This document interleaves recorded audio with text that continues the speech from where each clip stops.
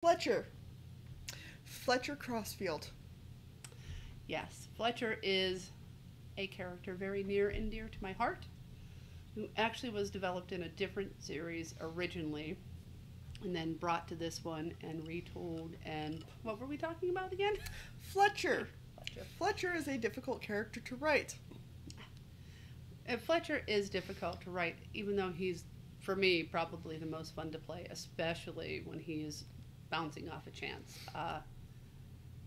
He has no filter, and he's incredibly smart, incredibly witty, resilient, and he's cutting, but you can't help but laugh at him, and it covers up for the fact that he's probably the angriest man you'll ever meet in your life, which I don't think people get out of him. And he also genuinely has mental health issues. Yes. A lot of mental health issues that most of the time, if they don't hold him back, they don't, and sometimes are even more an advantage, because as one of the best pilots in the world, you need a healthy dose of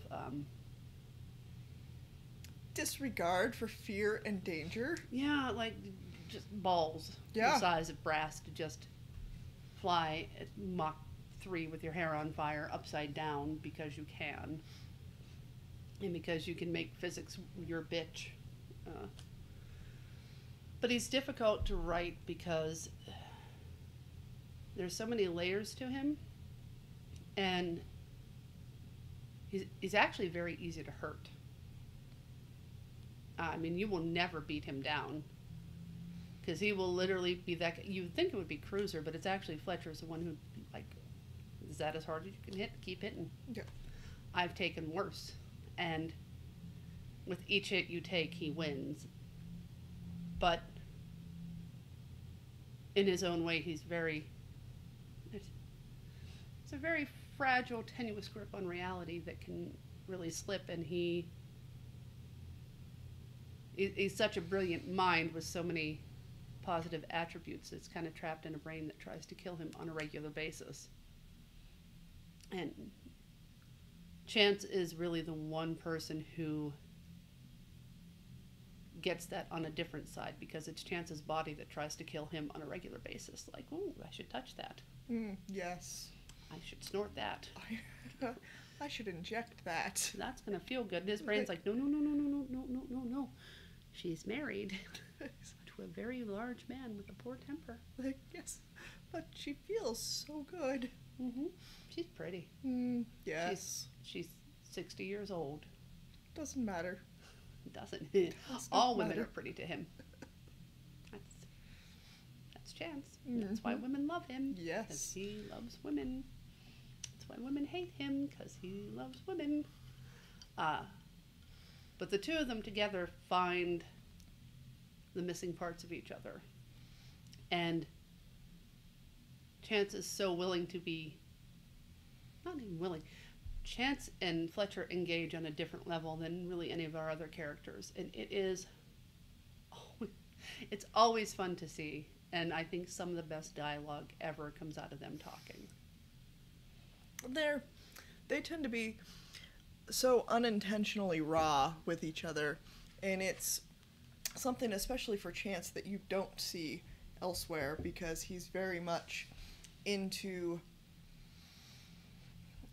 presence and pretense and having a character that he can you turn. So Chance is very much into a persona that he is portraying, and that becomes very real. That becomes who he is every other time. And Fletcher is the one that in a heartbeat can be like, you are not Walter Ridgkins. You're not. You're not a real estate mogul. You don't have a gazillion dollars.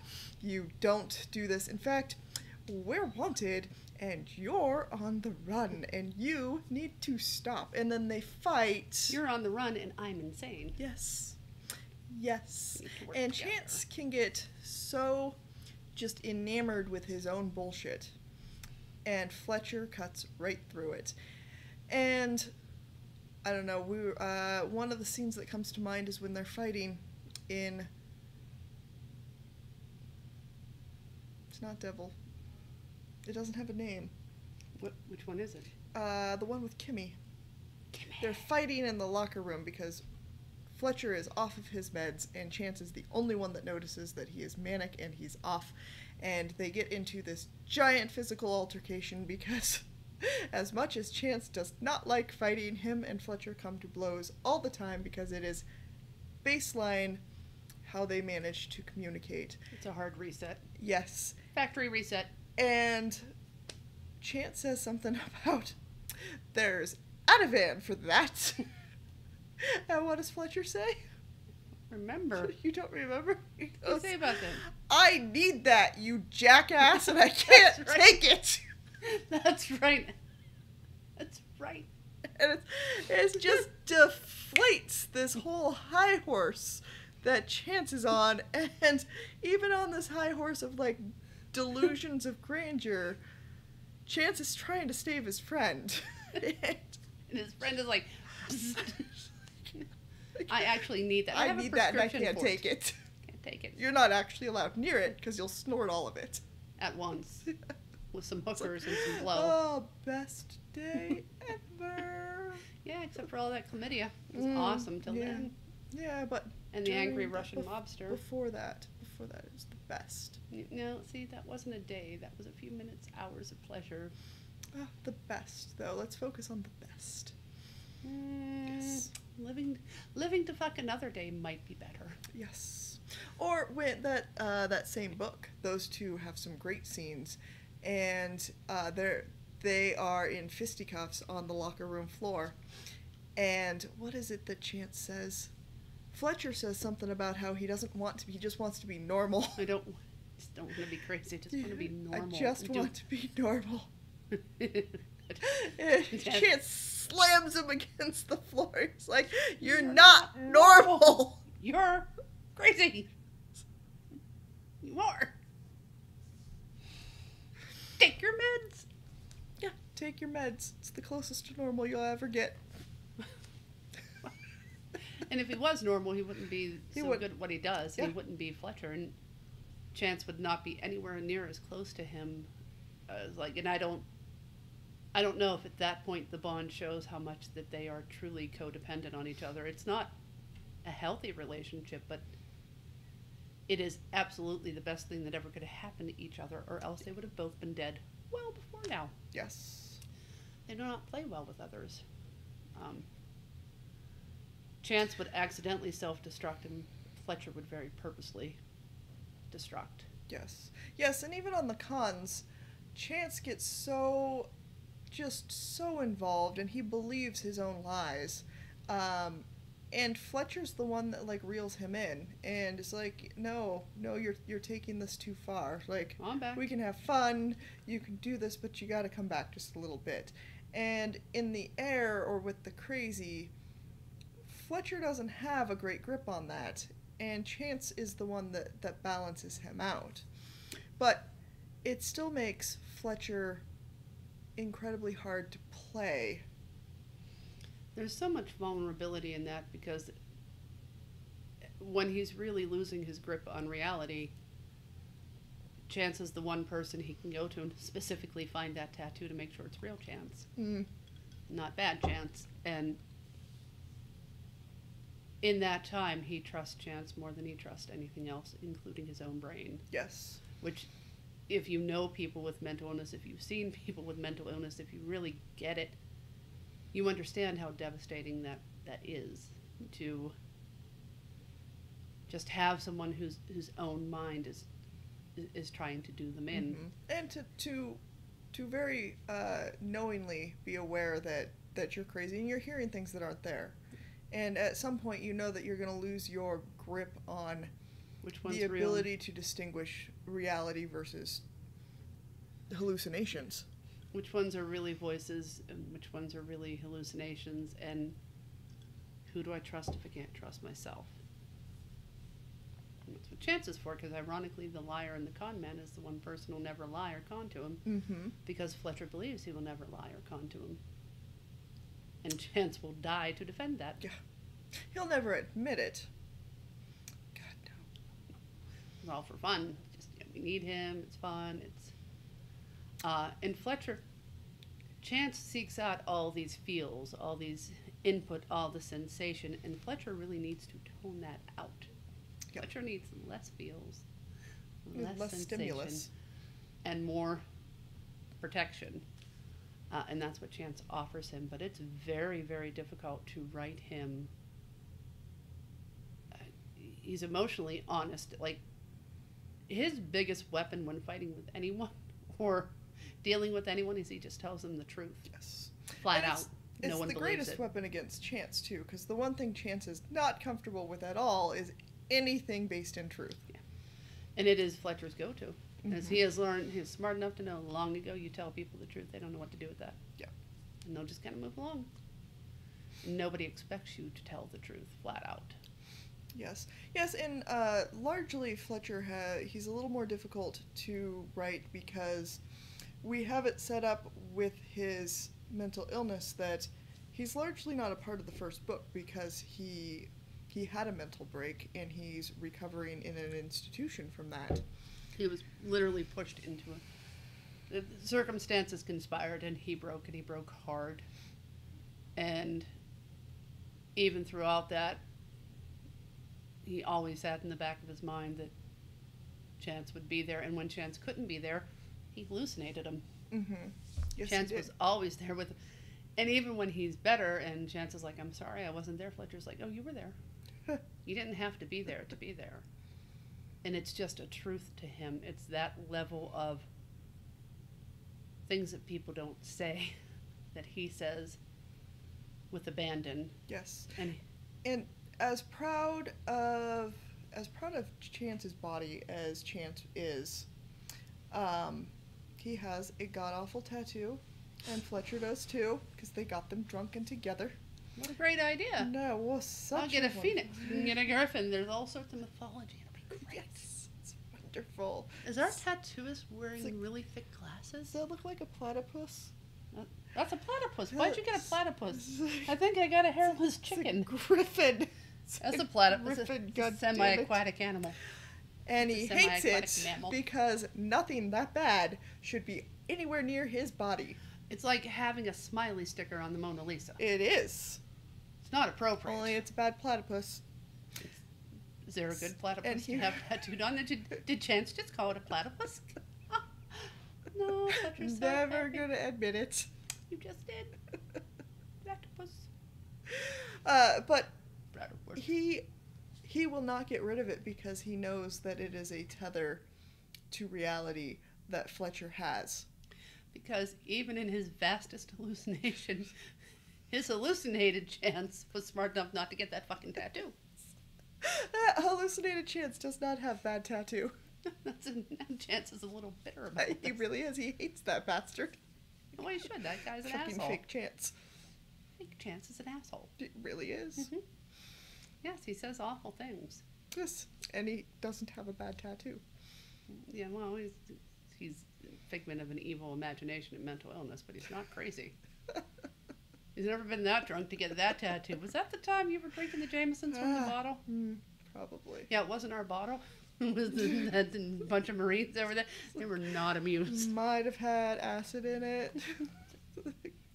That's the time you ate all the worms. The mezcal. And Fletcher's like, you don't want. You just did 3 of them.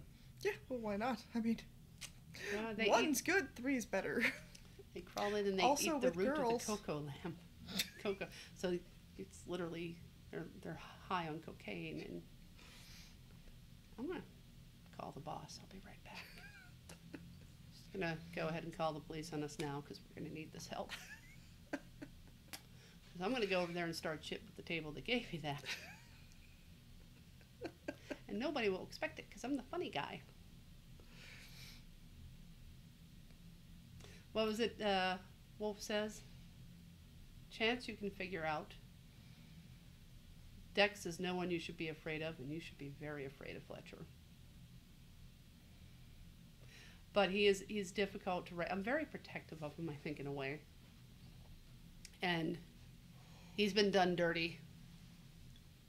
And it's very, very difficult to get him to be a pilot, to be a great pilot, to be who and what he is, he has to have that sense of self and pride and belief in himself. But to fall as far as he did, and to get him back to that spot, and to get him into that type of relationship, which out of all of them, maybe him and Dex are the only ones who are openly like, that's what I want. I want someone there with me who understands what I need and is a comfort that I can love and will love me back. And you just can't get it for him for so long. That's how he ends up with Kimmy, which ironically is an abusive relationship. And Yes. Kimmy's the abuser. Because that can happen. She's not a physical abuser, but she's an absolute master manipulator. She is, and she Wow. fully takes advantage of somebody with mental illness, which happens Or a lot. self-esteem issues, too, yeah. Yeah. And it just sets Emery right off. Sets pretty much all of them right off in Yes. several different ways. It's like none of them know what to do with it except for me, and I'm willing to do it. Oh, Chance was going to take care of that. No, Chance was going to get himself arrested. Yeah, after he Because took care his of whole that. idea of a plan is just kill them. Yeah. Yes. Like the escape plan. You- Okay, we'll Yes. jump out. Oh, the plan's to escape. No, what's the plan? To escape. And to stay escaped. Yes. That's the part, the follow-through is what we're missing on here. Chance has no follow-through, and he has no idea of consequences. No real planning either. He just, It's like, he lays some groundwork and hops right in. there. Emery's all about the plan. Although in that case, Emery really acted, for her, somewhat impulsively. She did have plans that might have involved mailing fingers. Don't worry, they're not her own. Flat rate box. You don't deserve first-rate postage. No. You can sing or you can scream, but either way, you piss me off. Rock and Roll, a movie nobody else has seen. But, and as much good stuff as we got out of writing that, putting him in that situation hurt my heart. And Emery's and everyone else's and Chance's, and Cruiser. I think we've, got him in this space where he really is. I think I have to figure out how to play him. He never gives up hope of finding that, but he doesn't really expect it. And he doesn't really trust it. For as much confidence as he has in the air, he doesn't have it on the ground. And that's where Chance sings. before his break and all that, the two of them could bag any girl they wanted, because Fletcher walks like a pilot and talks like a pilot and has that uniform and those bedroom eyes, and That cocky walk. Oh yeah, and he does maintain that cocky walk. He does get that back, but there's a follow through that's broken in him, and it's not trusting himself. And in the other series, he got fucked over big time, like big time. And as much as logically they're different characters, different things, knowing that I'm putting him back into that spot, he's very reluctant to go. He's not want to play that. And as a result, I think in this series we've kind of underplayed them. Although we were talking, there is a short story. It's not that short, it's 40 pages. It's short for us. It was supposed to be a legit short story. A one-off. Yes. What would happen if? Yes. Actually started well. What would happen if Chance stole Wolf's wallet again, and then Wolf could not pay for dinner with him and Emery on the one time they finally get to have a date? A real date. A real fancy restaurant. date. That I waxed for. Yes. And then Wolf wants to go home, back to the place and punish Chance. Like, He does. that won't wait. He does. He doesn't just want to, he Waxed. does. Waxed. There will be stubble in just a few hours. Waxed. Everything. Do you know what that feels like? And everybody even Fletcher gets this is a bad idea, and Wolf just totally misses it because Wolf is right. Wolf has a plan, and he is getting to it, and everything else is a distraction. The one time Chance is quite honestly like, you can punish me later. And I'll be here. I won't just run away and be like, Wolf does not believe in it. Emery steals both their wallets and stomps off. And then they have to get her back, and this is where Fletcher comes in, and it is probably some of the funniest shit we've ever written. Amuses me so much every time I read it. Dinner. It's inappropriate dinner. The poor Charlie the unicorn. Fletcher's love a skeet ball comes in again. Horrified. What did you? Nothing. After what she did to the unicorn, I'm not going to say anything. I'm just a guy, and I'm crazy. That's a mythical creature. She did that to it. It's on the. There's It went no viral. coming back from that. Oh, it's viral. Wolf, it's got like 2 million views. It's not good. It's not good. No, I'm not doing it, and you can't make me. One of like 3 times he's ever said no to Wolf. Yeah. Oh, Wolf gets him to talk in about 3 seconds. You know, Wolf knows exactly how to get him to talk. Yes, and this And going how back does to he get Wolf. How does he get him to talk? This was a whole thing because we were like, well, we know how he gets Chance to talk because we've had to play that, but how on earth do we get Wolf to get Fletcher to talk? And we had no idea going into the scene. Fletcher's main thing is like he just talks to distract. Right, but he doesn't actually say shit. He's a horrible liar. Yes. So he doesn't lie. He just goes off on tangents about other things. But you can order him to lie. Mm-hmm. That's how he can con. You're not really lying. Yes. You're just playing a game. But if it's an actual lie, he's really bad at it. It's really bad. Well, we go into the scene and no idea how this is going to work. None. All I know is Wolf has got to figure out how to get Fletcher to talk. And before I know it, he's like, sit and be quiet. You're not allowed to move or talk until you tell me what's going on. Okay, look, it's really bad. You cannot expect Fletcher to sit still and not talk. He has to do one or the other, preferably both, unless he's having an episode or he's flying. He can't do it. It's like torture. Yes, and that is where the characters will eventually tell you exactly what they need to do, even if you don't have any idea going into it. But I think, you know, coming back around to the point which we wandered off of so many times. But I think it's just a matter of trusting him and playing him. And trusting the character we are developing for him, which is actually going to be the next one we talk about. Because of all of them, it's the one we know the least about. Yes. I will tell you, keep an eye out for the website for scenes and snippets. Probably a lot of it will be Fletcher and Chance because they're fucking hilarious together. Same when we toss in Emery with them. Because Chance goes with the con by the seat of his pants, Fletcher rolls with it, and Emery's like, no. You did not do 3 weeks of planning. 3 weeks is just to establish a base cover story, let alone all I have to do to get the IDs, the fake bank accounts, the fake childhood friends. One does not just simply become someone. You have to prepare for this. Yes. It's like, no. What am I? You're a dentist. You're a dentist and you're a bastard, and we're getting, you're married, and oh, are you my naughty secretary? I swear to God. One more time, Chance, and I will cut you. I'm going to be your ex-wife. Because there was a naughty secretary. She wasn't a secretary. They were twins, and they were a dental hygienist. But I really think we know the secretary isn't the problem. Right, Fletcher? And Fletcher's like, oh, what am I? Tell me. What am I? And that is why Chance and Fletcher work so well together, because they just play off of each other. And They ultimately, it's a big game of improv.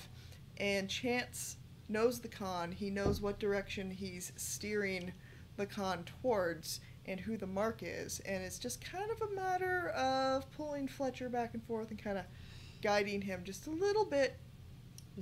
Keeping, like, he's like a balloon. You got to keep a hold of that Mm-hmm. That string that's tying him down, or else he's going to be floating off and up and getting caught in the power lines. But it's really great to see.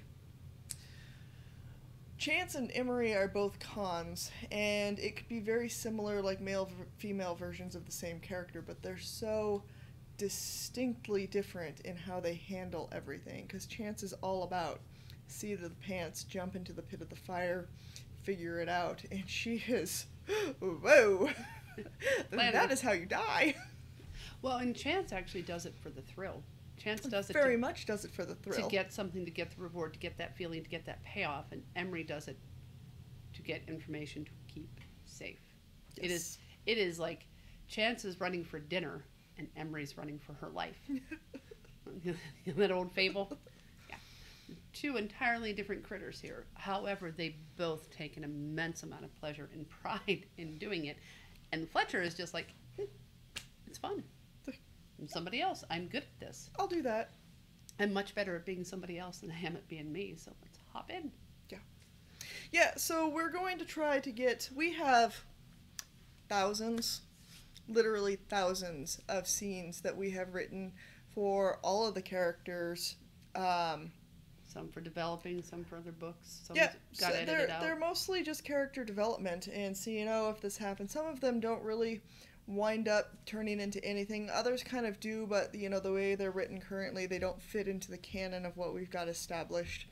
But we're going to try to get some of those edited and put up on the website just to explore the characters, and they won't wind up being the canon of any of the books. They're just fun. Yeah. But we're going to try to get a lot of those put up.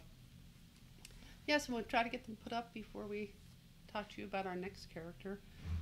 Except, you won't know that we're going to film that in like 5 minutes. It'll be several weeks in this post. So, magic vision. Yeah. And then we'll finish up our series of our characters that suck to write. There's Fade one to black. last one. Fade to black.